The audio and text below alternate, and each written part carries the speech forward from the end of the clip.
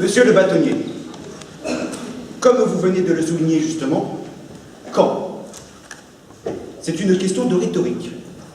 Qui, quoi, où, combien, pourquoi, comment? Vous connaissez le refrain, les fameuses 7 questions de la rhétorique se terminant par quand.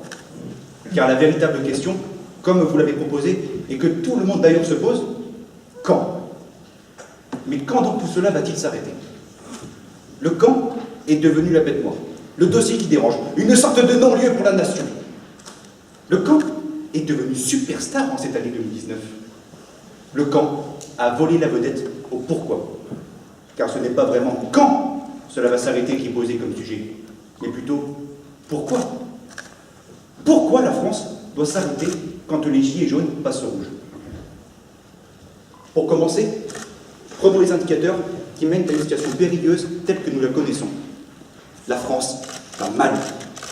Ce n'est pas une surprise. Crise économique, crise financière, crise politique, crise sociale, toute une ribambelle de mauvaises nouvelles auxquelles, hélas, nous sommes habitués. Et les voilà ces indicateurs, je veux dire plus précisément les indices. Tenez, par exemple, la hausse du chômage, comique. La hausse des impôts, épique. Un autre indice. La stagnation des salaires, tragique. Je ne sais pas combien touchait Racine à l'époque. Faut voir. Et puis, les taxes qui montent, qui montent, qui montent. Lyrique. Sans oublier le pouvoir d'achat qui baisse, qui baisse, qui baisse. Pathétique. Et les voilà ces indicateurs. Quand vous recevez un courrier de la banque qui vous annonce que vous êtes dans le rouge, c'est énervant. Après ça, vous partez en week-end, vous aérez la tête, il fait beau, vous roulez tranquille sur une petite route de campagne, et tout va bien. Quand tout à coup, votre voyant passe au rouge. Et là, vous ne l'avez pas vu venir. C'est la panne. Mais la panne sèche. Plus une goutte de carburant. C'est énervant. Et là, la France doit-elle s'arrêter? Il n'y a pas besoin, monsieur le bâtonnier. Elle s'arrête toute seule. Vous êtes perdu en pleine cambrousse. Et vous devez poser le triangle de présignalisation à 100 mètres de votre véhicule sur le bord de la route en ayant revêtu le très chic gilet jaune. C'est énervant. Vous avez alors ce gentil agriculteur qui, au bord de la faillite, vous fait monter dans la benne de son tracteur rouge. Rouge le tracteur. Et oui. Et qui vous conduit jusqu'à la station-service la plus proche. À 30 km. C'est énervant. Vous remplissez votre jerrycan de gasoil, et là, 1,73 € le litre. C'est... Vous avez deviné. Et quand vous voulez payer, votre carte bleue ne passe plus, parce qu'elle est dans le rouge. Je sais. C'est énervant. Mais vraiment, la morale de cette histoire, s'il en est une, c'est malgré le port du gilet jaune, quand on est dans le rouge, tout s'arrête. Du coup, je me retrouve bloqué dans ce trou paumé à me demander comment je vais bien pouvoir faire pour m'en sortir. Figurez-vous, mesdames et messieurs, la chance. Un véhicule s'arrête pour faire le plein, et le conducteur portait lui aussi un gilet jaune. Il me salue fort courtoisement, comme s'il me connaissait depuis toujours, en m'appelant mon frère. Je lui explique tous mes déboires, et par solidarité, il paye mon jerrycan d'essence et me ramène jusqu'à ma voiture en me faisant tout un discours sur le fait que la France va mal. Ouais, je sais. Sur ces entrefaites, il m'invite à l'accompagner à l'entrée d'Angoulême, au rond-point de Girac. J'ai eu du mal à le suivre, parce qu'il faut dire qu'il roulait très vite avec sa Ferrari Testarossa en rouge. Énervant. Mais finalement, je l'ai rattrapé à un feu rouge.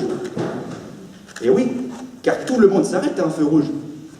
C'est obligatoire qu'on porte un gilet jaune ou pas. La France ne passe pas au rouge, sinon Contravention, allez, allez, pas de discussion, allez, allez. Je connais le métier.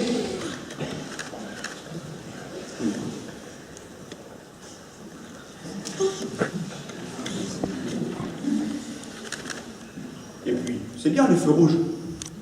Ça nous permet de zioter la voiture d'à côté, de mettre ses doigts dans le nez, régler le son de la radio. Enfin, nous pouvons faire bien des choses à l'arrêt que nous ne pouvons pas faire quand on roule. Nous voilà donc arrivés au rond-point fatidique. Je n'en croyais pas mes yeux.